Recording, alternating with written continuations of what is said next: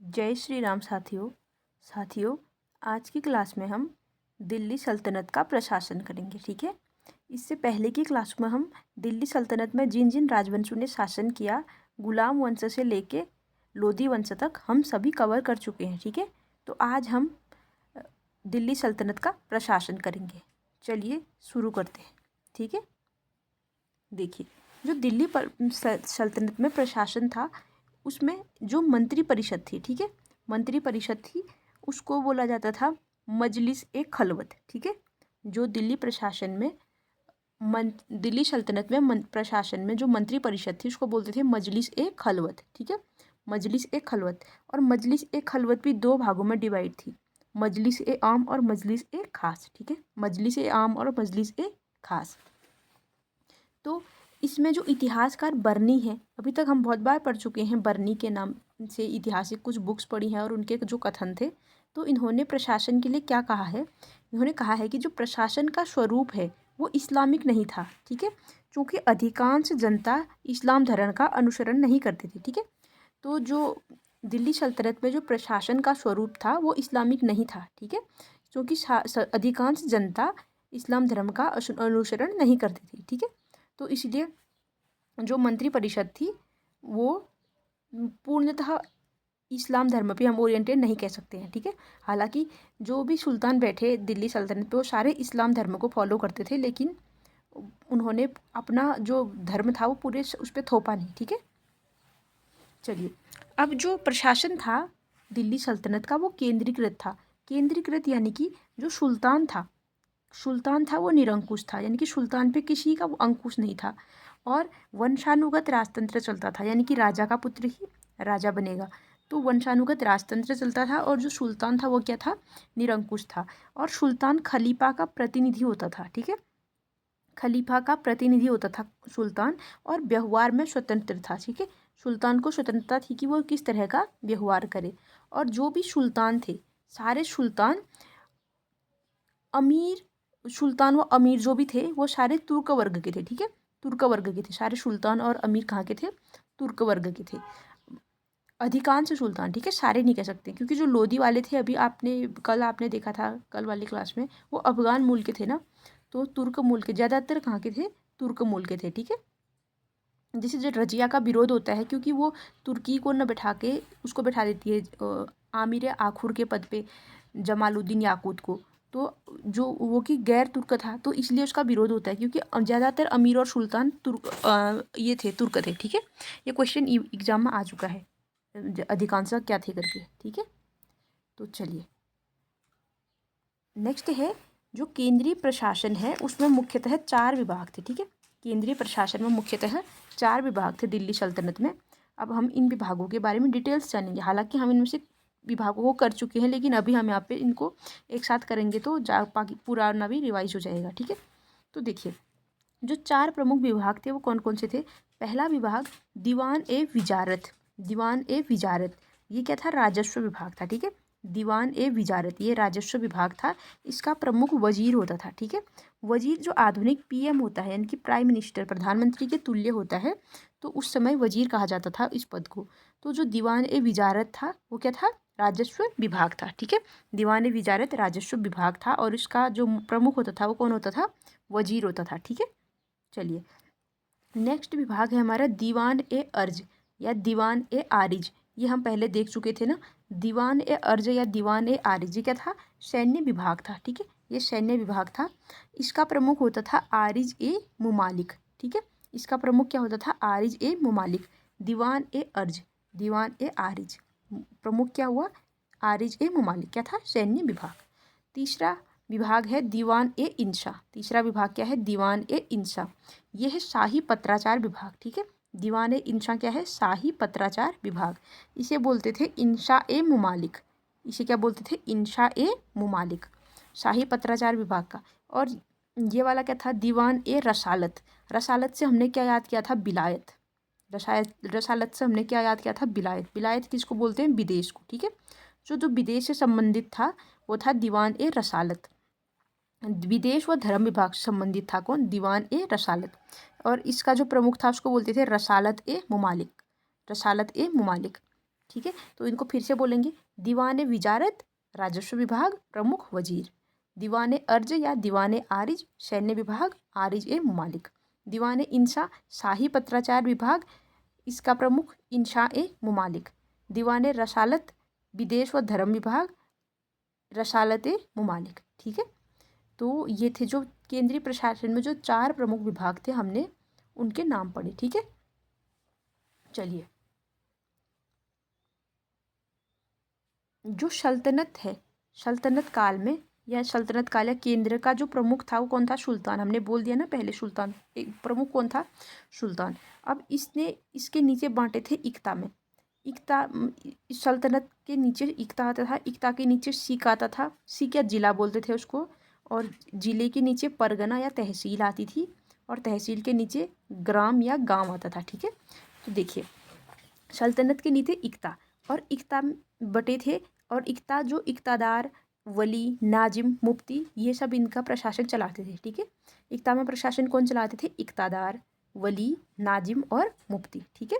और जो सिख और जिला था, सिख या जिला था, जो वहाँ पे प्रशासन चलाने वाले नियुक्त किए थे सिकदार। ठीक है।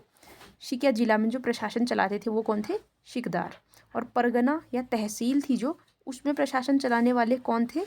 देखिए, इसमें भी 2 तरह से थे। जो परगने में प्रशासनिक अधिकारी थे, परगने में जो प्रशासन चलाएंगे उनको बोलेंगे आमिल। ठीक है। उनको बोलते थे आमिल। और जो राजस्व को एकत्र करेंगे, जो राजस्व एक अधिकारी थे, उनको बोलते थे मुंशिफ। ठीक है।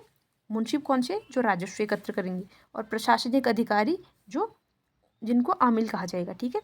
और ग्राम सबसे छोटी इकाई होती थी। ठीक है। सल्तनत काल में प्रशासन की सबसे छोटी इकाई क्या थी? ग्राम थी। ठीक है। इसके प्रमुख थे खूत, मुकद्दम, चौधरी, पटवारी। ठीक है। खूत, मुकद्दम, चौधरी और पटवारी किस में थी? ये ग्राम में थी। ठीक है। तो ये हमने देखा कि सल्तनत काल बटा किस तरह से था। और एक टर्म और है जबावित। जबावित, जबावित का अर्थ है राज्य का कानून। ठीक है। राज्य का कानून, जबावित का अर्थ है राज्य का कानून। ठीक है। और हदीस,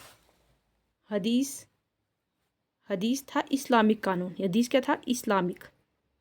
इस्लामिक कानून। ठीक है। इस्लामिक कानून। और राज्य का कानून क्या था? जबावित। ठीक है। जबावित राज्य का कानून और हदीस इस्लामिक कानून। ठीक है। अच्छा, जो इक्ता थे, इक्ता में इक्तादार थे ना, अभी हमने देखा इक्ता यानी कि इक्ता बटे थे इक्तादार, इनमें इक्तादार वो करते थे। तो जो इक्ता व्यवस्था थी वो शुरू किसने की थी? गौरी ने शुरू की थी ना। और इक्ता व्यवस्था को संस्था का रूप किसने दिया था? इल्तुतमिश ने। ठीक है। तो ये थे। और जो भू राजस्व एकत्र करता था सल्तनत काल में, भू राजस्व एकत्र करने वाला सर्वोच्च अधिकारी वो था चौधरी। ठीक है। चौधरी जो भू राजस्व एकत्र करेगा वो क्या था? चौधरी। अभी हमने देखा था ना, ग्राम में सबसे छोटी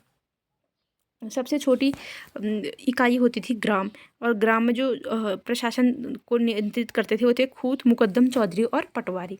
और जो भू राजस्व का सर्वोच्च ग्रामीण अधिकारी, ठीक है, ग्राम में है ना, सर्वोच्च ग्रामीण अधिकारी, सर्वोच्च ग्रामीण। ठीक है। वैसे मत बोलना, वैसे में तो ऊपर वाले, इससे ऊपर भी और पोस्ट है ना। सर्वोच्च ग्रामीण अधिकारी किस लिए? भू राजस्व हेतु। ठीक है। भू राजस्व हेतु सर्वोच्च ग्रामीण अधिकारी कौन? चौधरी। कब? सल्तनत काल में। ठीक है। अब हम देखेंगे सल्तनत कालीन अर्थव्यवस्था। ठीक है। सल्तनत कालीन अर्थव्यवस्था के बारे में हम देखेंगे। देखिए, प्रशासन हमने देख लिया। प्रशासन में हमने देखा जो केंद्रीय प्रशासन था 4 प्रमुख भागों में बटा था। दीवाने विजारत, दीवाने अर्ज, दीवाने इंशा, दीवाने रसालत। विजारत यानी कि राजस्व विभाग, अर्ज सैन्य विभाग था, इंशा पत्राचार वाला था, रसालत विदेश व धर्म विभाग था। और विजारत का प्रमुख कौन होता था? राजस्व विभाग का वजीर होता था। अर्ज या आरिज का विभाग का, सैन्य विभाग का कौन होता था? आरिज मुमालिक। इंशा का इंशा मुमालिक, फिर रसालत का रसालत मुमालिक। इनके आगे मुमालिक लगाने कुछ ज़्यादा नहीं है। और फिर हमने देखा कि जो जबावित क्या था? राज्य का कानून था। हदीस था इस्लामिक कानून था। और हमने फिर उसके बाद जो सल्तनत कालीन था वो बटा किस तरह से था जो प्रशासन था। पहले केंद्र का जो प्रमुख था यानी कि सल्तनत का प्रमुख कौन होता था? सुल्तान। सल्तनत के नीचे बटे थे कौन? इक्ता। इक्ता में कौन होते थे? इक्तादार होते थे, वली, नाजिम, मुफ्ती, इन सब इन्हीं को बोलते थे। ठीक है, इक्ता में कौन कौन से थे? इक्तादार, वली, नाजिम, मुफ्ती, सब एक ही के नाम है। ठीक है, कहीं पे वली बोला जाता था, कहीं पे नाजिम, कहीं पे मुफ्ती। ठीक है, सल्तनत के नीचे इक्ता, इक्ता के नीचे सिख या जिला। ठीक है, इक्ता के नीचे सिख या जिला। सिख से क्या हो जाएगा? सिकदार। ठीक है, तो जिले का प्रशासक कौन था या सिख का प्रशासक? सिकदार। और परगना या तहसील, परगना या तहसील में भी दो प्रशासक थे, एक प्रशासनिक अधिकारी और राजस्व अधिकारी। तो परगना स्तर पे, जो तहसील स्तर पे प्रशासनिक अधिकारी था उसको क्या बोलते थे? आमिल बोलते थे।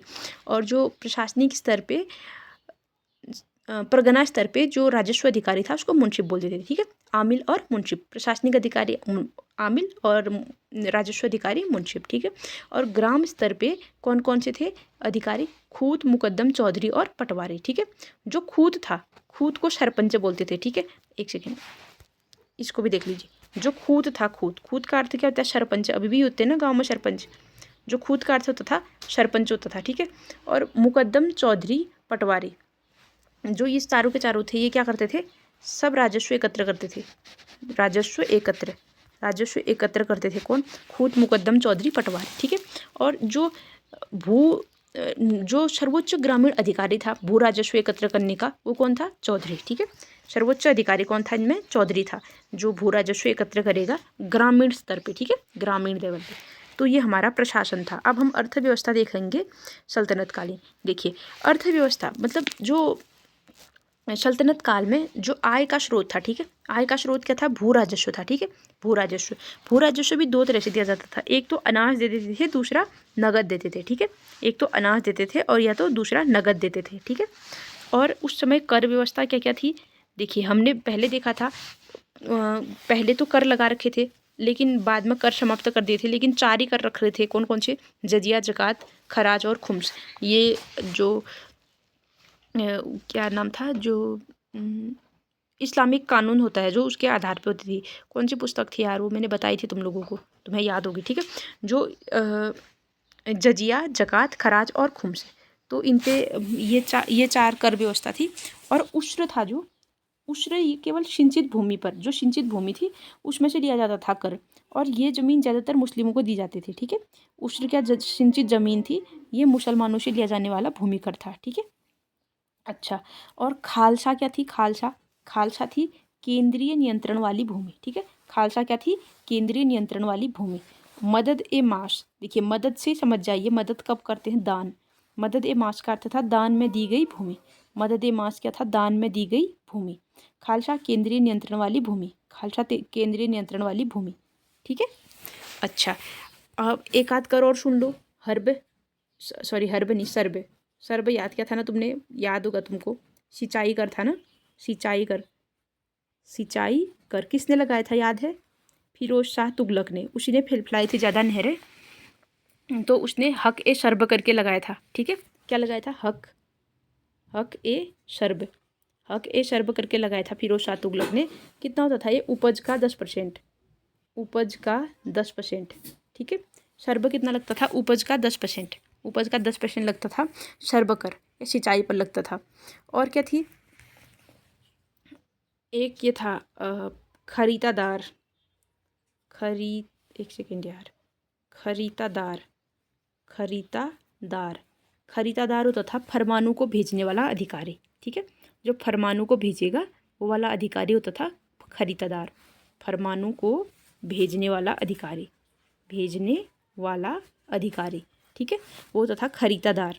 और खालसा क्या थी? हमने बोला केंद्रीय नियंत्रण वाली भूमि। ठीक है, खालसा क्या थी? केंद्रीय नियंत्रण वाली भूमि। मदद मास क्या थी? दान में दी गई भूमि। ठीक है, और एक वो टर्म और लिख लीजिए, फवाजिल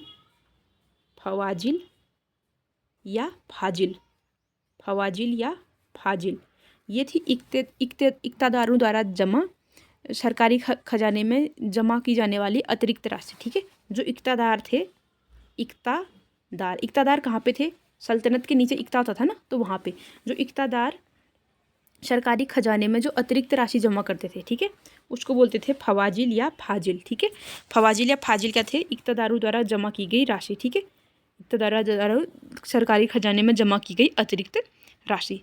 तो ये क्या थी, अर्थव्यवस्था के उसमें था। ठीक है, देखिए अर्थव्यवस्था भी रिवाइज करो एक बार। आय का स्रोत क्या क्या था, भू राजस्व था मेन। भू राजस्व भी एक तो अन्न देते थे, वो अनाज देते थे यानी कि, और दूसरी नगद देते थे।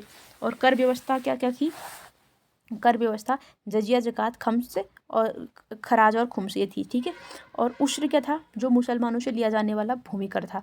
और उश्र जो सिंचित ज़मीन थी उससे लिया जाता था। और हमने देखा सिंचाई पर एक और कर लगा था, शर्ब कर। शर्ब कर, इसको हक ए शर्ब भी बोलते थे। ठीक है, हक ए शर्ब भी बोलते थे। और कितना लिया जाता था, ये उपज का 10%। ठीक है, अच्छा, और खरीदार कौन थे, जो फरमानों को भेजते थे वो अधिकारी थे। ठीक है, फरमानों को भेजने वाले अधिकारियों को क्या बोलते थे, खरीदार। और फाजिल या फवाजिल कौन थे, इक़्तिदारों द्वारा सरकारी खजाने में जमा की जाने वाली अतिरिक्त राशि। ठीक है, इसको बोलते थे हम फाजिल या फवाजिल। ठीक है, चलिए अब हम सल्तनत कालीन स्थापत्य की ओर रुख करेंगे। ठीक है, सल्तनत कालीन स्थापत्य हम इसमें सल्तनत काल का जो भी अभी मतलब इससे संबंधित जो और चीज़ें हैं सारी विविध, ये सब कवर करेंगे। जैसे हमने पहले प्रशासन देखा, उसके बाद हमने अर्थव्यवस्था देखी, अब हम क्या देख रहे हैं, स्थापत्य, यानी कि उस समय कौन कौन सी इमारतें बनी, कौन और क्या बना, इस तरह से अब ये सब देखेंगे। ठीक है, चलिए तो इसमें सबसे पहले क्या है, देखिए सल्तनत काल में इंडो इस्लामिक कल्चर आ गया था। भारतीय स्थापत्य पर इस्लामिक प्रभाव आया। ठीक है, भारतीय स्थापत्य पर इस्लामिक प्रभाव आया, क्योंकि देखिए जब वैदिक काल था, जैन धर्म, बौद्ध धर्म, उस समय क्या था, खाली हमारा मतलब केवल इंडियन कल्चर था। जब जैसे इस्लामिक धर्म का आगमन हुआ, ये आक्रमणकारी आए, फिर उसके बाद इन्होंने सल्तनत बसा के यहीं पे शासन करना शुरू किया, तो हमारा कल्चर कैसा हो गया, इंडो इस्लामिक कल्चर हो गया। ठीक है, इसकी शुरुआत हो गई। और जो हमारा स्थापत्य था, इनकी जो भारतीय स्थापत्य था, उस पर इस्लामिक प्रभाव आया। ठीक है, भारतीय स्थापत्य पर इस्लामिक प्रभाव भी आया। और इस्लाम का सजीव चित्रण करना प्रतिबंधित था। मतलब जो मतलब इस्लाम धर्म है उसमें सजीव चित्रण, जैसे कोई सजीव है तो उसका चित्रण करना प्रतिबंधित था, मतलब सजीव चित्र नहीं बना सकते हैं। लेकिन जैसे जैसे पेड़ों की लताएं हैं, चित्र है, मतलब या कोई जानवर, मतलब कुछ भी कुछ वैसे हैं जो एकदम सजीव नहीं बना सकते हैं, ये इस्लाम में प्रतिबंधित था। लेकिन एक कलाकार हुए उस टाइम के, अरबस्क विधि, इन्होंने पौधों की लताओं के चित्र दीवारों पर बना दिए। इन्होंने क्या किया, पौधों की लताओं के चित्र दीवारों पर बना दिए, अरबस्क विधि ने। ठीक है, और अरबस्क विधि और कूफी विधि आई। कूफी विधि, सॉरी चित्रकार नहीं थे, विधि थी। ठीक है, चित्र बनाने की विधि थी। अरबस्क विधि में क्या थी, जो पौधों की लताएं थी, जैसे हम अभी भी कोई डिजाइन बनाते हैं ना, तो पेड़ों की लताएं ऐसे ऐसे करके बना देते हैं दीवार पे। ठीक है, और कूफी विधि में क्या था, कुरान की आयतों का उल्लेखन किया दीवारों पे। ठीक है, जो कुरान की आयत थी उनको दीवारों पर लिखना शुरू किया, तो ये विधि आई थी। ठीक है, सजीव चित्रण मुश्किल था, लेकिन मतलब प्रतिबंधित था, लेकिन किया था इन्होंने फिर अरबस्क विधि और कूफी विधि में कुरान के आयतों का वो। उसके बाद देखिए हिंदू शैली और मुस्लिम शैली में अंतर क्या था। पहले देखिए हिंदू शैली क्या थी, इसमें धरणी शहतीर शैली पर आधारित थी। ठीक है, हिंदू शैली धरणी शहतीर शैली पर आधारित थी। कोष्टक, छज्जे, स्तंभ ये सब बनाए जाते थे। ठीक है, कोष्टक, छज्जे, स्तंभ बनाए जाते थे इसमें, मतलब स्तंभ यानी कि पिलर वगैरह बनाए जाते थे। ठीक है, और मुस्लिम शैली कैसी थी, ये मेहराब या गुम्मद शैली बनाई जाती थी। गुम्मद यानी कि ऊपर से ऐसे करके गुम्मद, मस्जिद देखे होंगे आपने, उसी तरह से। ठीक है, इस तरह से मेहराब शैली, ऊपर से गुम्बद शैली बनाई जाती थी। और ये मेहराब शैली मुस्लिमों ने कहाँ से सीखी थी, रोमनों से सीखा था। ठीक है, मेहराब शैली इन्होंने किससे सीखी थी, रोमन से सीखी थी। तो ये तो इनकी प्रमुख शैलियाँ थी। ठीक है, अच्छा इसको मैं फिर से बताऊँ क्या, चलिए देखिए हिंदू शैली और मुस्लिम शैली इनका क्या हो गया था, मिश्रण हो गया था। ठीक है, तो भारतीय स्थापत्य पर इस्लामिक प्रभाव आया। ठीक है, और विधि कौन कौन सी थी, जिसमें पौधों की लताओं के दीवारों के चित्र पर बनाए जाते थे, वो थी अरबस्क विधि। और दूसरी थी कूफी विधि, इसमें कुरान की आयतों को दीवार पे लिखा जाता था। ठीक है, अच्छा अब हिंदू शैली में क्या होता था, जो धरणी था, बीम वगैरह बनाते हैं जो, और शहतीर शैली पर आधारित थी। ठीक है, धरणी शहतीर शैली पर आधारित थी। जैसे मैंने यहाँ पे हल्का सा चित्र भी बना रखा है, ये देख लीजिए आप, ये, और स्तंभ, पिलर, ये सब बनाया जाता था। ठीक है, और मुस्लिम शैली में क्या था, मेहराब या गुम्मद शैली बनाई जाती थी, ठीक है। और मेहराब या गुम्मद शैली उन्होंने किनसे सीखी थी, रोमनों से सीखी थी। अब हम देखेंगे गुलाम वंश में कौन कौन से स्थापत्य कला का विकास हुआ था, ठीक है। गुलाम वंश का आपको याद होगा, बढ़िया से याद होगा, कुव्वत उल इस्लाम मस्जिद किसने बनाया था, जो गुलाम वंश का फाउंडर था कुतुबुद्दीन ऐबक, उसी ने बना ली थी ना कुव्वत उल इस्लाम मस्जिद। ये कहाँ पे थी, दिल्ली में थी, ठीक है। कहाँ पे है ये, दिल्ली में है कुव्वत उल इस्लाम मस्जिद। इसको तुर्कों का विजय स्तंभ भी बोलते हैं। क्या बोलते हैं, तुर्कों का विजय स्तंभ बोलते हैं किसको, कुव्वत उल इस्लाम मस्जिद को, ठीक है। पहले यहाँ पर क्या होता था, एक जैन मंदिर था। पहले यहाँ पर क्या था, एक जैन मंदिर था। फिर बाद में यहाँ पर विष्णु मंदिर के प्रमाण प्राप्त होते हैं। यहीं पे विष्णु मंदिर का प्रमाण प्राप्त होते हैं, कहाँ पे, जहाँ पे कुव्वत उल इस्लाम मस्जिद है। फिर बाद में यहाँ पे क्या बना दी गई, मस्जिद बना दी गई, ठीक है। चलिए, अच्छा, कुव्वत उल इस्लाम मस्जिद का निर्माण किसने किया था, कुतुबुद्दीन ऐबक ने। और ये क्या थी, पहली तुर्क मस्जिद थी, ठीक है। पहली तुर्क मस्जिद थी कौन, कुव्वत उल इस्लाम मस्जिद। और तुर्कों की विजय का प्रतीक थी। क्या थी, तुर्कों की विजय का प्रतीक। तुर्कों का विजय स्तंभ भी बोलते हैं किसको, कुव्वत उल इस्लाम मस्जिद को, ठीक है। और इंडो इस्लामिक स्थापत्य का पहला उदाहरण, इंडो इस्लामिक स्थापत्य का पहला उदाहरण आएगा एग्जाम्पल, तो क्या बोलोगे, कुव्वत उल इस्लाम मस्जिद, ठीक है। और इसके प्रांगण में मेहरोली का लौह स्तंभ बनाया गया। इसके जो प्रांगण में, आंगन में मेहरोली का लौह स्तंभ बनाया गया, मेहरोली का लौह स्तंभ, मेहरोली का लौह स्तंभ बनाया गया। और जो ये लौह स्तंभ था, किसने बनाया, चंद्रगुप्त द्वितीय विक्रमादित्य ने बनाया था, ठीक है। किसने बनाया था, चंद्रगुप्त द्वितीय विक्रमादित्य ने बनाया था, ठीक है। तो ये था कुव्वत उल इस्लाम मस्जिद, किसने बनाया था, ऐबक ने। अब नेक्स्ट देखिए, 2.5 दिन का झोपड़ा, ठीक है।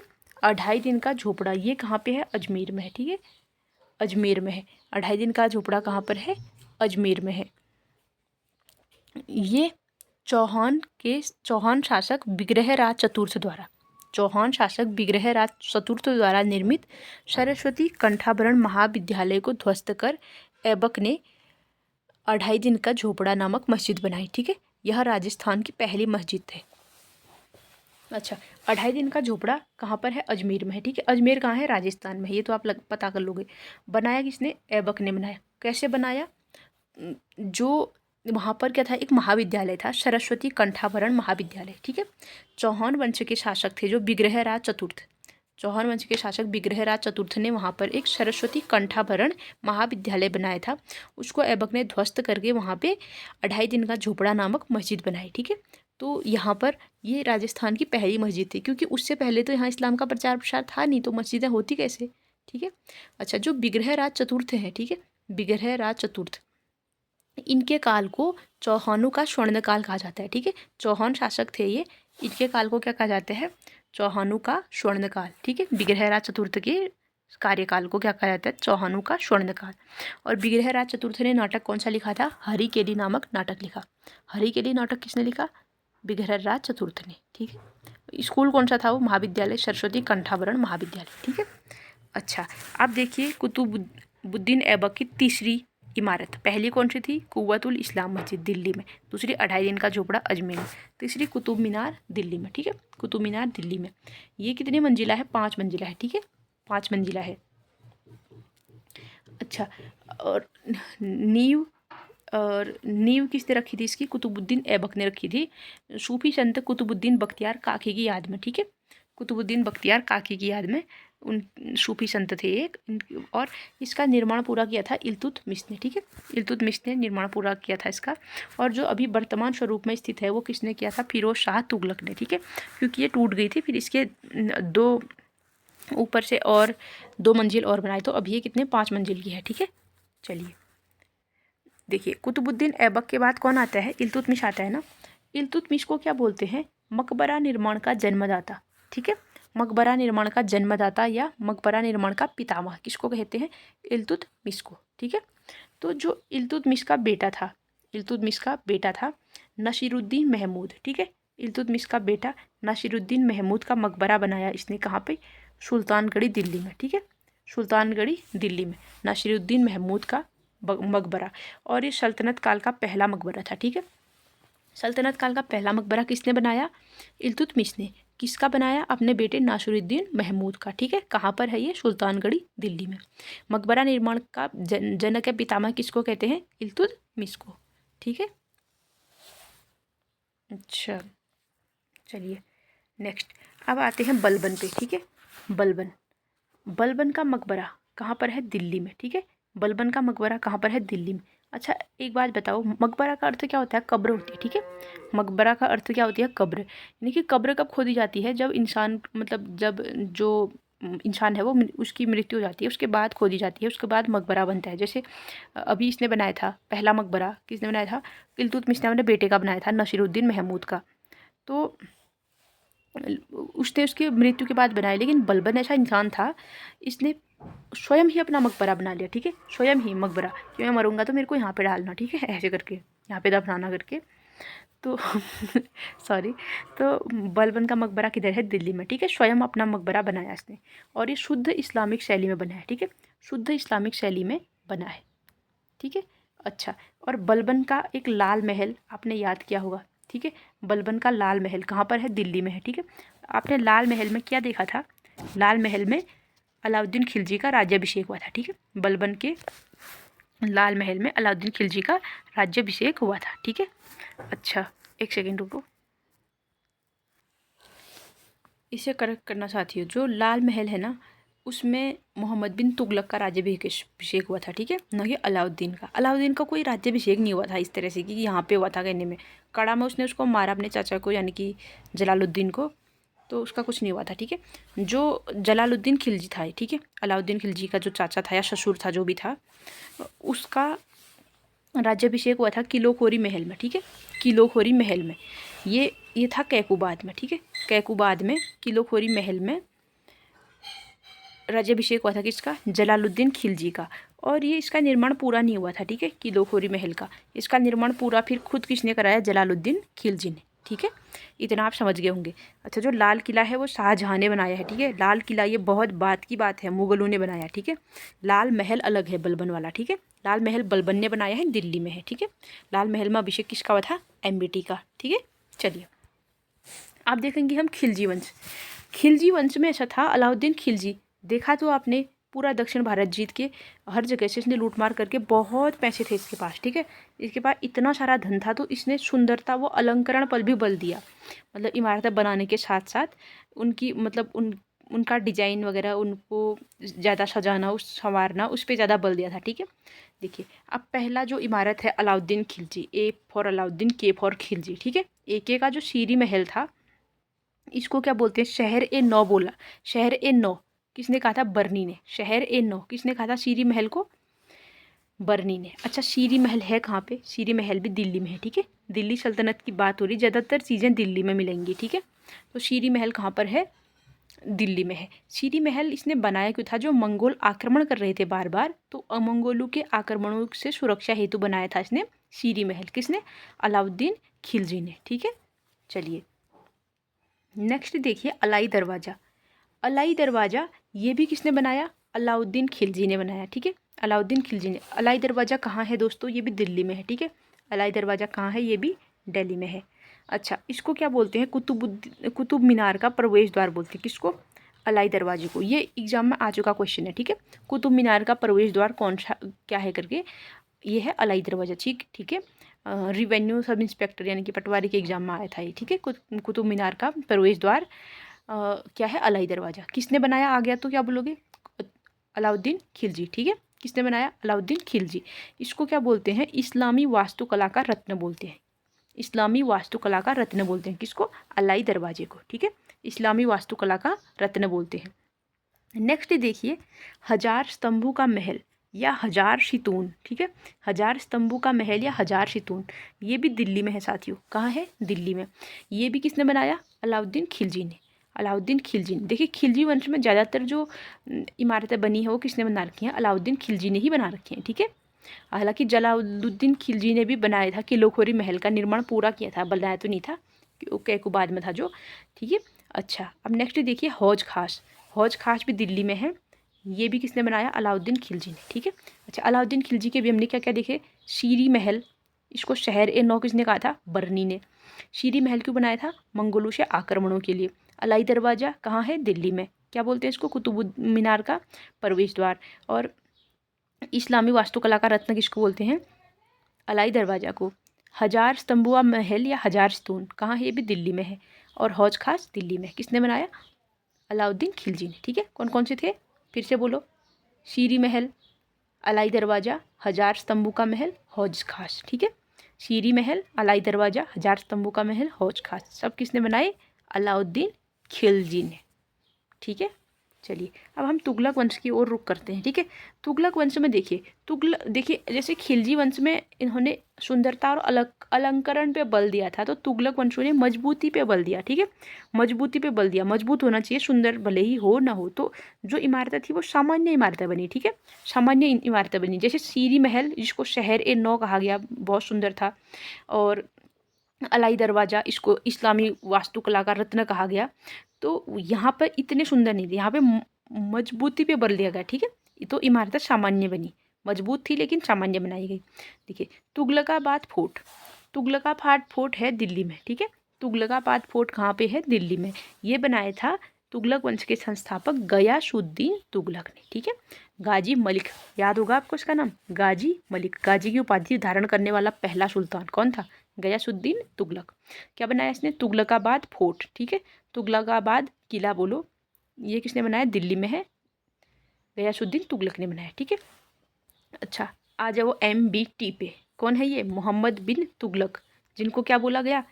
विद्वान, बुद्धिमान, मूर्ख सुल्तान, रक्त पिपासु, पागल सुल्तान, ये इस तरह का, मतलब इसको खतरनाक खतरनाक टाइटल दिए गए थे। ठीक है, जिसकी सारी योजनाएं विफल हो जाती थी।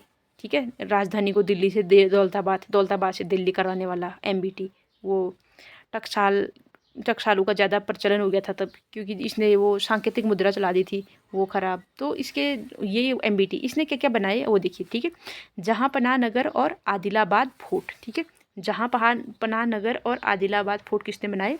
MBT ने। ठीक है, जहाँ पनाह नगर और आदिलाबाद फोर्ट। ठीक है, जहाँ पनाह नगर और Adilabad fort. Tughlakabad fort Ghiyasuddin Tughlaq, MBT Jahan Panah Nagar और आदिलाबाद फोर्ट। ठीक है, चलिए अच्छा अब इसके बाद आएगा फिरोज शाह तुगलक। ठीक है, फिरोज शाह तुगलक जिसने नेहरू का सबसे ज़्यादा जाल बिछाया था। हालांकि शुरुआत किसने की थी? नेहरू की, गयासुद्दीन तुगलक ने। तो ये जो फिरोज शाह तुगलक है, इसने खान ए जहाँ तेलंगानी, खान ए जहाँ तेलंगानी, मलिक मकबूल का मकबरा। ठीक है, मलिक मकबूल का मकबरा या खान ए जहाँ तेलंगानी, अच्छा जो भी है आप याद कर लेना। ठीक है, खान ए जहाँ तेलंगानी और मलिक मकबूल का मकबरा किसने बनाया? फिरोज शाह तुगलक ने। ये पहला अष्टभुजाकार मकबरा था। ठीक है, ये क्या था साथियों? पहला अष्टभुजाकार मकबरा। कौन सा था? खान जहाँ तेलंगानी, मलिक मकबूल का मकबरा किसने बनाया? फिरोज शाह तुगलक ने। तो ये तुगलक वंश के स्थापत्य था। ठीक है, अब हम लोधी वंश पे आएंगे। ठीक है, लोधी वंश पे। अच्छा, लोधी वंश ने क्या किया था? इसने बगीचों पर ध्यान दिया। ठीक है, बगीचों पर ध्यान दिया, मतलब जो भी इन्होंने इमारतें वगैरह बनाई उसने बगीचों पे ध्यान दिया। पर्सी ब्राउन एक इतिहासकार है साथियों। उन्होंने क्या कहा कि जो सैयद और लोधी वंश मकबरों का युग था। ठीक है, जो उद्यानों के बीच बने थे। ठीक है, पर्सी ब्राउन जो इतिहासकार हैं, इन्होंने कहा था कि जो सैयद और लोधी वंश है, ठीक है, सैयद और लोधी, लास्ट में लोधी रहता है ना, तो इन्होंने जो इनका युग था मकबरों का युग था, लेकिन वो मकबरे कैसे बने थे? उद्यानों के बीच में बने थे। ठीक है, जैसे मकबरा है उसके चारों तरफ से उद्यान होंगे। ठीक है, तो ये कहाँ से किस वंश में प्रचलित हुए? लोधी और सैयद वंश में। ठीक है, किसने कहा? पर्सी ब्राउन इतिहासकार ने। ठीक है, आप देखिए सिकंदर लोधी का मकबरा, सिकंदर लोधी का मकबरा, सिकंदर लोधी का मकबरे में क्या किया गया? दोहरे गुम्बद का प्रयोग किया गया। ठीक है, सिकंदर लोधी आपको याद होगा, इब्राहिम लोधी से नहीं, उसका नाम क्या था? जो लोधी वंश का संस्थापक बहलोल लोधी के बाद जो गद्दी पे बैठा वो कौन था? सिकंदर लोधी, जिसने सुल्तान के पद को गरिमा में बनाया। क्योंकि बहलोल लोधी तो समान में प्रथम का वो था, लेकिन इसने वो और आगरा की स्थापना की थी सिकंदर लोधी ने। तो इसने, इसका जो मकबरा है वो दोहरे गुम्बद का प्रयोग किया गया। ठीक है, इसमें डबल गुम्बद, दो बार गुम्बद, पता नहीं किस तरह से होता है, तो दोहरे गुम्बद का प्रयोग किया गया इसमें सिकंदर लोधी के मकबरे में। ठीक है, अच्छा सिकंदर लोधी का वजीर था मियाँ भुआ या मियाँ भोइया, ठीक है। मियाँ भुआ या मियाँ भोइया सिकंदर लोदी का वजीर था। वजीर यानी कि जो राजस्व को देखता है, जो उस समय का पीएम होता है, उस समय का प्रधानमंत्री वजीर बोला कहा जाता था उसको। मियाँ भुआ या मियाँ भोइया ने, सिकंदर लोदी ने मोट दी थी किसको, मियाँ भोइया को। तो मियाँ भुआ ने या मियाँ भोइया ने मोट को बेच दिया, ठीक है। उसने उस मोट को बेच कर जितने पैसे इकट्ठे हुए उससे एक मस्जिद बनाई, ठीक है। उससे एक मस्जिद का निर्माण किया, तो उसको बोला जाता है मोट मस्जिद। मोट मस्जिद अभी भी प्रेजेंट है, ठीक है। तो जो मोट मस्जिद है वो कैसे बनी, मोट को बेच के बनी। किसने बनाई, मियाँ भोइया ने, ठीक है। कौन था ये, सिकंदर लोदी का वजीर था। सिकंदर लोदी के मकबरे में दोहरे गुम्मद का प्रयोग किया गया है, ठीक है। अच्छा, तो ये क्या थे हमारे स्थापत्य। तो स्थापत्य भी एंड हो गया, ठीक है। अच्छा, मेरे को ये बताओ सुल्तानगढ़ी किसने बनाई थी, सुल्तानगढ़ी। देखिए मैं कुछ मकबरे और बताती हूँ, ठीक है। मकबरे, मकबरे नहीं, भवन लिख देती हूँ, ठीक है। सारे भवन नहीं है, भवन, क्योंकि भवन और अलग अलग हैं, ठीक है। किस किसने बनाई है सुल्तानगढ़ी, किसने बनाया, सुल्तानगढ़ी ये बनाया आपके इल्तुतमिश ने, ठीक है। इल्तुतमिश ने, ठीक है। इल्तुतमिश ने, कौन था ये, ऐबक का दामाद, ठीक है। सुल्तानगढ़ी किसने बनाया, इल्तुतमिश ने। लाल महल याद होगा, लाल महल किसने बनाया, बलबन ने। लाल महल किसने बनाया, बलबन ने, ठीक है। सुल्तानगढ़ी इल्तुतमिश, लाल महल बलबन, ठीक है। अच्छा, जमात खाना मस्जिद किसने बनाई, जमात खाना मस्जिद, जमात खाना मस्जिद, जमात खाना मस्जिद बनाई किसने, खिज्र खान ने, ठीक है। खिज्र खान, जमात खाना मस्जिद किसने बनाई, खिज्र खान। जमात खाना मस्जिद किसने बनाई, खिज्र खान। सुल्तानगढ़ी इल्तुतमिश, ठीक है। सुल्तानगढ़ी इल्तुतमिश, जमात खाना मस्जिद, खिज्र खान। अच्छा, चांद मीनार, ये क्वेश्चन एग्जाम में देख रही थी मैं, ठीक है। घटना चक्र में देखा मैंने, ये चांद मीनार पीसीएस में आया था, ठीक है। चांद मीनार। अब कुछ बच्चे ऐसे होंगे जो चांद मीनार को चार मीनार बोल के झट से हैदराबाद बोलेंगे, जैसे मैंने बोला था, ठीक है। तो चांद मीनार है ये, चार मीनार नहीं है, ठीक है। चार मीनार कहाँ है, हैदराबाद में। चांद मीनार महाराष्ट्र में है, कहाँ पर है, महाराष्ट्र में। चांद मीनार है महाराष्ट्र में। ये 15वीं शताब्दी में बनी थी। कब बनी, 15वीं शताब्दी में, 15वीं शताब्दी में, 15वीं शताब्दी में निर्मित चांद मीनार कहाँ पे स्थित है साथियों, महाराष्ट्र में, ठीक है। और 210 फीट ऊंची है। कितनी ऊंची है, 210 फीट ऊंची है इसकी हाइट, और 4 मंजिला है, ठीक है। 4 मंजिला, मंजिला। अच्छा, इसलिए कभी कंफ्यूज मत करना, ठीक है। 4 मीनार 4 मंजिला इस तरह से नहीं, ठीक है। चांद मीनार भी 4 मंजिला है, ठीक है। चांद मीनार कितने मंजिला है, 4 मंजिला है। अच्छा, और क्या था फिर, और रेड कलर की है, ठीक है। चांद मीनार कैसे रंग की है, रेड कलर की है। एक सेकेंड, रेड प्रॉपर नहीं है साथियों, ठीक है। जो पीच कलर होता है ना, प्रॉपर रेड ना होके पीच, यानी कि जो आड़ू कलर देखा होगा आपने, आड़ू देखा होगा, आड़ू कलर की है, ठीक है, चांद मीनार। और इसको बनाया किसने था साथियों, जो उस समय दिल्ली और ईरान के जो वास्तुकलाविद थे उन्होंने तो बनाया था। मुख्यतः किसका योगदान था, दिल्ली और ईरान के वास्तुकलाविदों का। उनके साथ साथ जो स्थानीय वास्तुकलाकार थे उन्होंने भी मदद की थी, ठीक है। तो चांद मीनार कहाँ पे है, महाराष्ट्र में, 15वीं शताब्दी की है, 210 फीट ऊंची है, 4 मंजिलों में विभाजित है, और आड़ू रंग से चित्रित है, ठीक है, पीच रंग से चित्रित है। और ईरानी स्मारक की तरह दिखाई देती है, ठीक है। जैसे ईरानी स्मारक होते हैं उसकी तरह दिखाई देती है। और योगदान किसने दिया था, ईरानी और दिल्ली के वास्तुकलाविदों के साथ साथ जो स्थानीय कलाविद थे उन्होंने भी दिया था, ठीक है। अच्छा, चलिए, ये हो गया चांद मीनार। और कौन सी मीनार है, अगर इनके अलावा कुछ छूटा है तो मैं उसको देख के आपको बता रही हूँ, ठीक है। अच्छा, 2.5 दिन का झोपड़ा किसने बनाया, ये तो बताओ मेरे को। अच्छा, ठीक है, किसने बनाया था, ऐबक ने, ठीक है।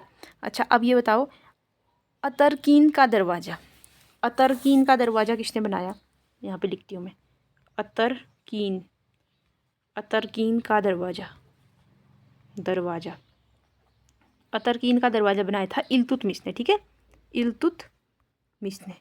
अतरकीन का दरवाज़ा किसने बनाया साथियों, इल्तुतमिश ने। ये नागौर में है, ठीक है। कहाँ पे है, नागौर में, नागौर में है अतरकीन का दरवाज़ा। अतरकीन का दरवाज़ा कहाँ पे है, नागौर में। किसने बनाया, इल्तुतमिश ने, ठीक है, इल्तुतमिश ने बनाया।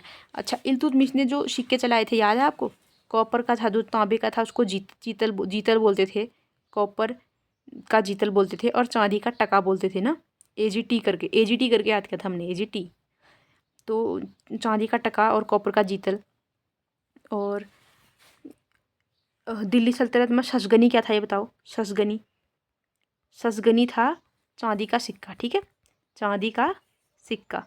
शशगनी क्या था? चांदी का सिक्का था, ठीक है। अच्छा, अलाउद्दीन मसूद शाह के सिक्के पर सर्वप्रथम बगदाद के अंतिम खलीफा का नाम अंकित हुआ। एक सेकेंड। जो अल मुस्तसीम था, ठीक है, अल मुस्तसीम क्या था? बगदाद का अंतिम खलीफा था, ठीक है। तो जो अलाउद्दीन मसूद शाह है उसके सिक्के पर सर्वप्रथम बगदाद के अंतिम खलीफा का नाम अंकित हुआ। और बगदाद का अंतिम खलीफा कौन? अल मुस्तसीम, ठीक है, अल मुस्तसीम। अच्छा, अभी हमने इल्तुतमिश का एक दरवाज़ा बोला था, कौन सा दरवाज़ा था वो? अतरकीन का दरवाज़ा, ठीक है, अतरकीन का दरवाज़ा कहाँ पे था ये? नागौर में।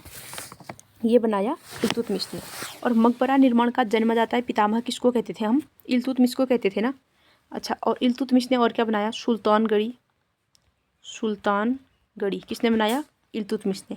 हौज ए शमसी, हौज ए शमसी, सुल्तानगढ़ी, हौज ए शमसी, शमसी ईदगाह, जामा मस्जिद, शमसी, ये सारे किसने बनाए? इल्तुतमिश ने, ठीक है। नासिरुद्दीन महमूद का मकबरा कहाँ पे बनाया? सुल्तानगढ़ी में, ठीक है।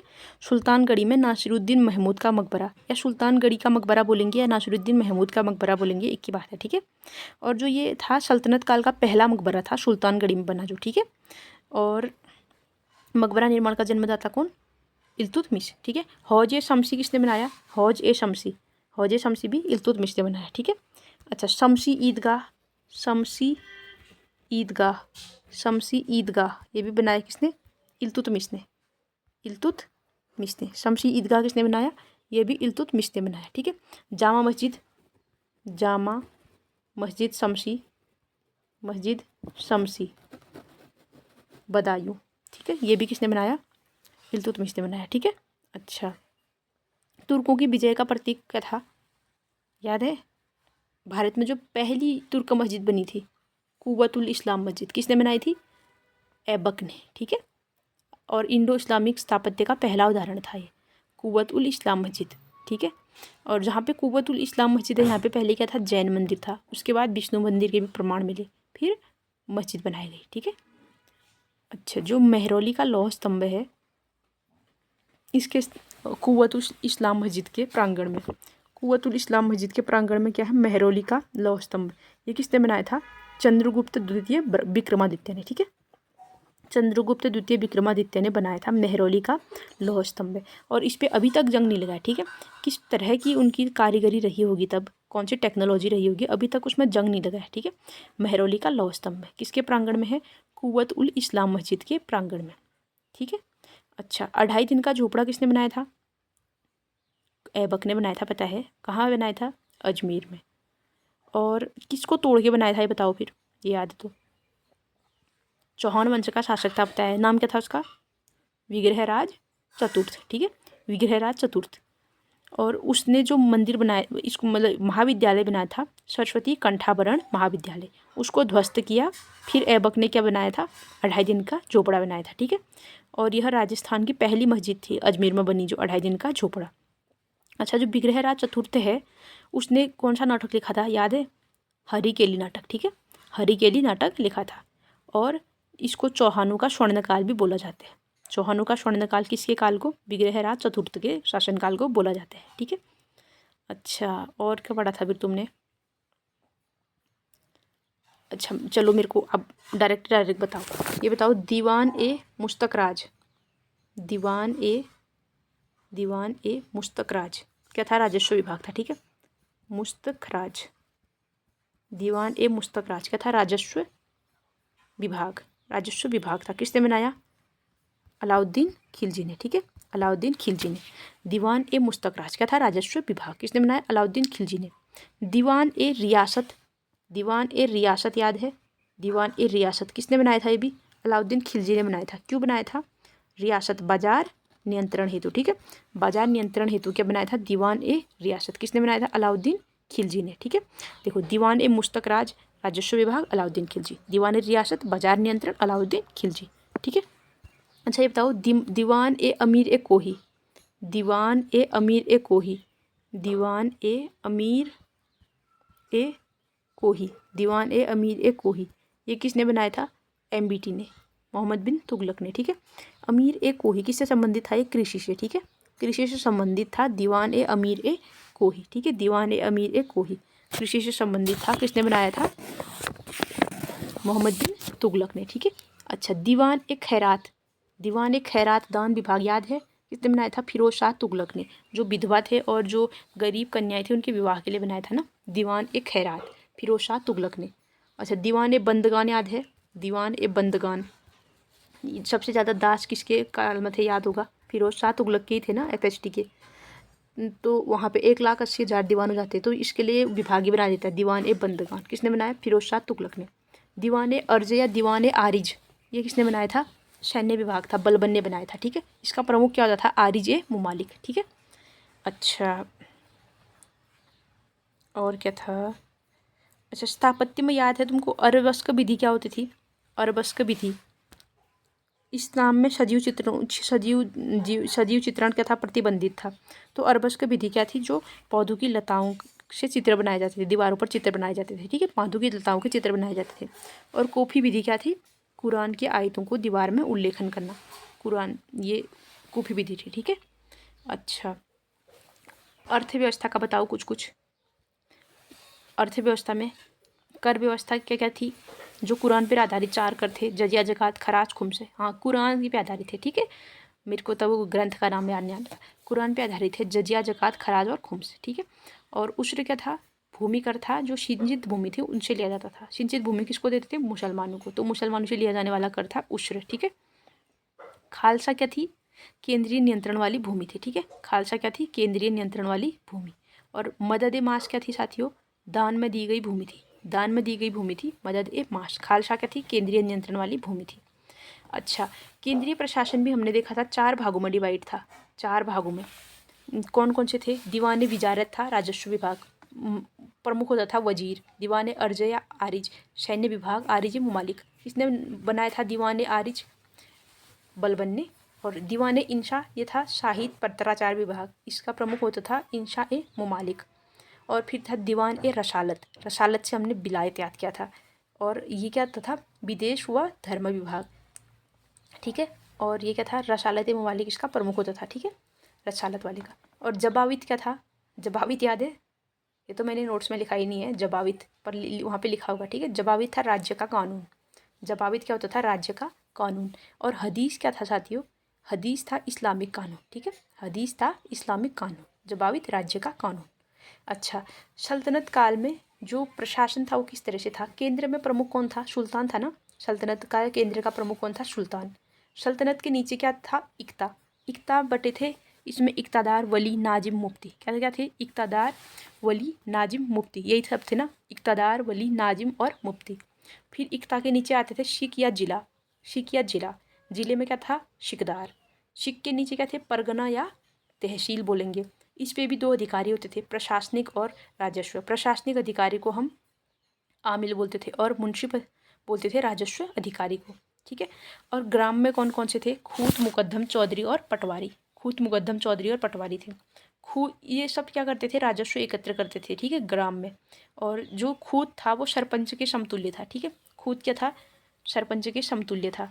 और जो चौधरी था, मतलब ये सब राजस्व एकत्र करते थे, लेकिन जो चौधरी था वो सल्तनत कालीन भू राजस्व का सर्वोच्च ग्रामीण अधिकारी था। ठीक है, जो ग्रामीण अधिकारियों में सर्वोच्च था भू राजस्व एकत्र करने वाला, वो कौन था? चौहान। ठीक है, अच्छा तो ये सब हो गया। सर्ब क्या था साथियों? सर्ब सिंचाई कर था। ठीक है, हक ए सर्ब किसने चलाया था? ये फिरोज शाह तुगलक ने। कितना देना होता था? उपज का 10%। ठीक है, और खरीदादार क्या था? खरीदादार फरमानों को भेजने वाला अधिकारी। ठीक है, खरीदादार क्या था? फरमानों को भेजने वाला अधिकारी। और फवाजिल या फाजिल क्या थी? जो इक़्तादार सरकारी खजाने में जमा करते थे जो राशि को, उसके अतिरिक्त राशि जो होती थी उसको बोलते थे फाजिल या फवाजिल। ठीक है, अच्छा, और क्या था, और क्या पढ़ा तुमने? अच्छा, जो प्रशासन का स्वरूप इस्लामिक नहीं था, अधिकांश जनता इस्लाम का अनुसरण नहीं करती थी, किसने कहा ये? बर्नी ने कहा था। ठीक है, प्रशासन का स्वरूप इस्लामिक नहीं था, अधिकांश जनता इस्लाम का अनुसरण नहीं करती थी, ये किसने कहा था? बर्नी ने कहा था। ठीक है, सुल्तान निरंकुश था, केंद्रीकृत प्रशासन था और वंशानुगत राजतंत्र था। ठीक है, सुल्तान खलीफा का प्रतिनिधि होता था और व्यवहार में स्वतंत्र होता था। ठीक है, अच्छा, और जो मंत्री परिषद थी उसको क्या कहते थे? मजलिस ए खलवत। मंत्री परिषद को क्या कहते थे? मजलिस ए खलवत। ठीक है, मंत्री परिषद को क्या कहते थे? मजलिस ए खलवत। और ये भी दो तरह की थी, मजलिस ए आम, मजलिस ए खास। ठीक है, मजलिस ए आम, मजलिस ए खास। अच्छा, जौनपुर को क्या कहते थे, याद है तुमको? जौनपुर, जौनपुर को कहते थे सिराज ए हिंद, सिराज ए हिंद, सिराज ए हिंद, सिराज ए हिंद किसको कहते थे? जौनपुर को। ठीक है, अच्छा, अधिकांश सुल्तान और अमीर क्या थे? तुर्की वर्ग के थे। ठीक है, अच्छा, एकता व्यवस्था शुरू किसने की थी? गोरी ने की थी। और संस्था का रूप किसने दिया था? इल्तुतमिश ने। ठीक हो गया, केंद्रीय प्रशासन तो देख दिया, याद फिर से बताने क्या? विजारत क्या था? राजस्व विभाग, अज्र सैन्य विभाग, इंशा पत्राचार, रसालत विदेशी धर्म विभाग। ठीक है, प्रशासन का ऑर्डर बताओ तो? सल्तनत, इक्ता, सिख, परगना, ग्राम। सल्तनत, इक्ता, सिख, परगना, ग्राम। सल्तनत, इक्ता, सिख, परगना, ग्राम। सुल्तान, इक्तादार, शिकदार, आमिर मुंशिफ, खुद मुकद्दम चौधरी पटवारी। ये ज़्यादा हो रहा है ना, चलो कोई नहीं। सल्तनत, इक्ता, सिख, परगना, ग्राम। ठीक है, अच्छा, और क्या बताओगे तुम? अच्छा, कुव्वतुल इस्लाम मस्जिद ऐबक ने बनाई, 2.5 दिन का झोपड़ा और कुतुब मीनार, ये किसने बनवाई? ऐबक ने। इल्तुतमिश ने क्या क्या बनाया था? सुल्तानगढ़ी का मस्जिद, मकबरा, यानी कि नासिरुद्दीन महमूद का मकबरा, जो कि दिल्ली में है। ठीक है, सुल्तानगढ़ी का मकबरा। और इसको क्या कहते हैं? सल्तनत काल का पहला मकबरा कहते हैं। और हौज शमसी बनाया इल्तुतमिश ने, शमसी ईदगाह बनाई, जामा मस्जिद, शमसी बदायूं, ये सब बनाए। ठीक है, अच्छा, और अतरकीन का दरवाज़ा किसने बनाया? नागौर में। अतरकीन का दरवाज़ा नागौर में इल्तुतमिश ने ही बनाया। ठीक है, शशगनी क्या था? चांदी का सिक्का था। अच्छा, अब तुम मुझे बताओ, बलबन ने क्या क्या बनाया? लाल महल बनाया था ना, लाल महल। और बलबन ने मकबरा पहले ही बना दिया था अपने मरने से पहले, शुद्ध इस्लामिक शैली में बनाया। ठीक है, शुद्ध इस्लामिक शैली में बनाया मकबरा। और किलोखोरी महल कैकुबाद में, कैकुबाद, इसका निर्माण पूरा किया था जलालुद्दीन खिलजी ने। ठीक है, और कैकु मतलब ये महल बनाना, किलोखोरी महल बनाना शुरू बलबन ने ही किया था। ठीक है, किलोखोरी महल बनाना शुरू बलबन ने ही किया था कैकुबाद में, लेकिन निर्माण पूरा जलालुद्दीन खिलजी कराता है और इसका राज्याभिषेक भी यहीं होता है, जलालुद्दीन खिलजी का। फिर हमने खिलजी वंश में मुख्यतः किसका, यही अलाउद्दीन खिलजी का बोलबाला रहा यहाँ। शीरी महल, इसको शहर नौ किसने कहा था? बर्नी ने। मंगोल आक्रमणों से सुरक्षा हेतु बनाया था शीरी महल। ठीक है, और अलाई दरवाज़ा, ये कुतुब मीनार का प्रवेश द्वार, ये भी किसने बनाया? अलाउद्दीन खिलजी। 1000 स्तंभों का महल, 1000 सेतुन, हौज खास, सब किसने बनाए? अलाउद्दीन खिलजी। शीरी महल, अलाई दरवाज़ा, 1000 स्तंभों का महल, हौज खास। शीरी महल, अलाई दरवाज़ा, 1000 सेतुन, हौज खास, किसने बनाए सब? अलाउद्दीन खिलजी ने। ठीक है, अब तुगलक वंश में गयासुद्दीन तुगलक ने क्या बनाया था? तुगलकाबाद फोर्ट, तुगलकाबाद फोर्ट बनाया था किसने? गयासुद्दीन तुगलक ने। अच्छा, जो तुगलक काल था, तुगलक काल को एक चीज़ नोट कीजिए, मुस्लिम मुस्लिम भारतीय विरासत, मुस्लिम भारतीय विरासत का स्वर्णकाल, विरासत का विरासत का स्वर्णकाल, स्वर्णकाल, मुस्लिम भारतीय विरासत का स्वर्णकाल किसको कहते हैं? तुगलक काल को। मुस्लिम भारतीय विरासत का स्वर्णकाल किसको कहते हैं? तुगलक को कहते हैं। फिरोज शाह तुगलक, अच्छा पहले एमबीटी का तो देखो, जहाँपनाह नगर और आदिलाबाद फोर्ट किसने बनाया? मोहम्मद बिन तुगलक ने। जहाँपनाह नगर और आदिलाबाद फोर्ट किसने बनाया? मोहम्मद बिन तुगलक। मोहम्मद बिन तुगलक के लिए एक इतिहासकार बयादुनी क्या लिखते हैं? बदायूनी क्या लिखते हैं जब मोहम्मद बिन तुगलक की मृत्यु होती है, कि जो वो लिखते हैं कि सुल्तान को उसकी प्रजा से और प्रजा को अपने सुल्तान से मुक्ति मिल गई, सुल्तान को उसकी प्रजा से और प्रजा को उसके सुल्तान से मुक्ति मिल गई। कौन लिखते हैं? बदायूनी, मोहम्मद बिन तुगलक की मृत्यु पर। ठीक है, जहाँपनाह नगर और आदिलाबाद फोर्ट किसने बनाया? मोहम्मद बिन तुगलक ने। ठीक है, फिरोज शाह तुगलक ने बनाया था खान ए जहाँ तेलंगनी या कभी मलिक मकबूल का मकबरा। ठीक है, और ये पहला अष्टभुजाकार मकबरा था, किसने बनाया? फिरोज शाह तुगलक। फिर लोधी वंश में क्या आता था? बगीचों का काल था। सैयद और लोदी वंशों को मकबरों का युग किसने कहा था? जो उद्यानों के बीच बनने वाले मकबरों का युग किसने कहा था? पर्सी ब्राउन ने, ठीक है। और सिकंदर लोदी का मकबरा, इसमें दोहरे गुम्मद का प्रयोग किया गया था और इसका वजीर कौन था? मियाँ भोआ या मियाँ भोइया, ठीक है। और इसने यहाँ पर मोट बेचकर क्या किया था? मोट मस्जिद का निर्माण किया था सिकंदर लोदी के वजीर ने। अच्छा, अब मैं बीच से कहीं से भी क्वेश्चन पूछूंगी, ठीक है। 1 घंटे का इसको बनाए देते हैं अब, क्योंकि ये इसमें थोड़ा मतलब इस वीडियो में थोड़ा आगे पीछे हुआ था, क्योंकि इसमें चीज़ें बाकी की सब कुछ डालनी थी, सारे जो भी वंश थे उन सबको डालना, और इधर जो बाकी की क्वेश्चन है वो सब वो करना। तो मेरी बुक मतलब नोटबुक में भी सब आगे पीछे हो रखे हैं, तो इसलिए ये सब आगे पीछे हो गया, ठीक है। तो मैं इनको बस याद करने से वो मतलब रखिएगा आप, तो उसको याद कीजिए, ठीक है। एक बार मैं क्वेश्चन पूछूंगी, आप आंसर कीजिएगा, ठीक है। अच्छा, दीवाने अर्ज क्या था? सैन्य विभाग या रक्षा विभाग भी बोल सकते हैं। किसने बनाया ये? बलबन ने, ठीक है। दीवाने आरिज इसका मुखिया होता था। दीवाने रिसालत किसने बनाया? ये धार्मिक या विदेशी मुद्दे थे, ठीक है। धार्मिक या विदेशी मुद्दों को हैंडल करता था दीवाने रिसालत। और दीवाने इंसा क्या था? पत्राचार व्यवहार था। दीवाने वजारत वित्तीय मामलों को देखता था, ठीक है। दीवाने वजारत का मुखिया कौन होता था? वजीर होता था, ठीक है। अच्छा अच्छा, मेरे को ये बताओ, भारत में कागज़ का पहला प्रमाण कहाँ कहाँ से मिला? भारत में कागज़ का सबसे प्राचीन प्रमाण हमको मिला 1105 में। इसमें 1105 पेपर में कलकत्ता, इसमें शीर्षक था पंचरक्षा, ठीक है। पंचरक्षा शीर्षक से था। और भारत में कागज़ का सबसे पहला प्रयोग हुआ था 12वीं शताब्दी में शुरू, ठीक है। 12वीं शताब्दी में शुरू हुआ था। कागज़ का आविष्कार किसने किया था? चीन ने। और कागज़ का पहला मतलब पेपर का पहला प्रमाण कब मिला हमको? 1105 में कलकत्ता में, ठीक है। पंचरक्षा शीर्षक था इसका, क्या था? पंचरक्षा शीर्षक। ये PYQ आया हुआ है, ठीक है। सबसे प्राचीन प्रमाण भारत में कागज़ का क्या है? 1105 में कलकत्ता से मिला, पंचरक्षा शीर्षक से, ठीक है।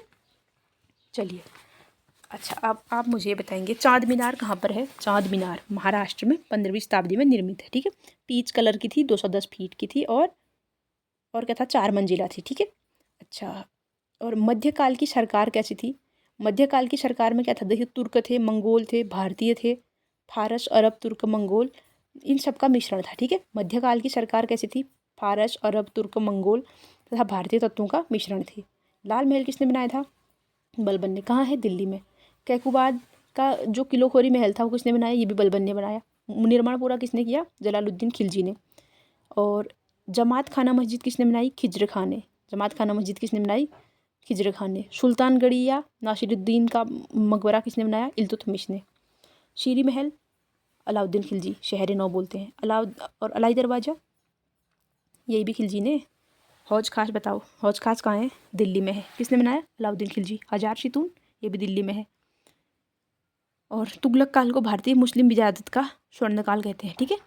अच्छा, MBT ने क्या क्या बनाया था? जहाँपनाह नगर और आदिलाबाद फोर्ट, ठीक है। जहाँपनाह नगर और आदिलाबाद फोर्ट। अच्छा, लोदी वंश में तो एक ही है मोट मस्जिद, किसने बनाई थी वो? मियाँ भोइया ने, ठीक है। मियाँ भोइया कौन था? सिकंदर लोदी का वजीर। सिकंदर लोदी का वजीर, इसने बनाई थी मोट मस्जिद, ठीक है। जो सिकंदर लोदी का मकबरा था उसमें क्या विशेष था? दोहरे गुम्मद का प्रयोग हुआ था, ठीक है। अच्छा, और बताओ, कुतुब मीनार का वर्तमान स्वरूप किसने बनाया? फिरोज शाह तुगलक ने। निर्माण पूरा किसने किया? इल्तुतमिश ने। नींव रखी थी कुतुबुद्दीन ऐबक ने, बख्तियार काकी की याद में, ठीक है। अच्छा, अब क्या बताओगे? शशगनी क्या था? चांदी का सिक्का। अरबस्क की विधि में क्या होता था? पौधों की लताओं से दीवारों के चित्र बनाए जाते थे, ठीक है। पौधों की लताओं के चित्र दीवारों पर बनाए जाते थे। और कूफी विधि में कुरान के आए थे। सर्वकर सिंचाई से संबंधित। और सल्तनत काल में भू राजस्व का सर्वोच्च ग्रामीण अधिकारी कौन था? चौधरी। अच्छा, भारत में तुर्कों का विजय स्तंभ किसको माना जाता है? या तुर्कों की विजय का प्रतीक? कुव्वतुल इस्लाम मस्जिद, ठीक है। पहली तुर्क मस्जिद कौन सी है? कुव्वतुल इस्लाम मस्जिद। अच्छा, मदद माश क्या थी? दान में दी गई भूमि। और खालसा केंद्रीय नियंत्रण वाली भूमि, ठीक है। अच्छा, चलो फिर हो गया, ठीक है। इसको आप बार बार रिवाइज करना। ये वीडियो थोड़ा सा ट्रिकी तो है, मैं मानती हूँ, लेकिन इसको याद करना ज़रूरी है, ठीक है। जो हमने पिछला पढ़ा था उन सबसे ज़्यादा इम्पोर्टेंट है, क्योंकि इसमें हमने सारा मिक्स करके डाल रखा है ना। और ज़्यादातर क्वेश्चन एग्जामिनर प्रशासन से, अर्थव्यवस्था से और ये स्थापत्य वगैरह इन सब से पूछते हैं, ठीक है। न कि उनके मतलब राजाओं ने क्या किया था, इस सब से, उनके जीवन काल से ज़्यादा संबंधित ये होते हैं, ठीक है। उम्मीद है आपको समझ में आई होगी, ठीक है साथियों। जय श्री राम। दिल्ली सल्तनत हमारी यहीं पे समाप्त होती है। जय श्री राम।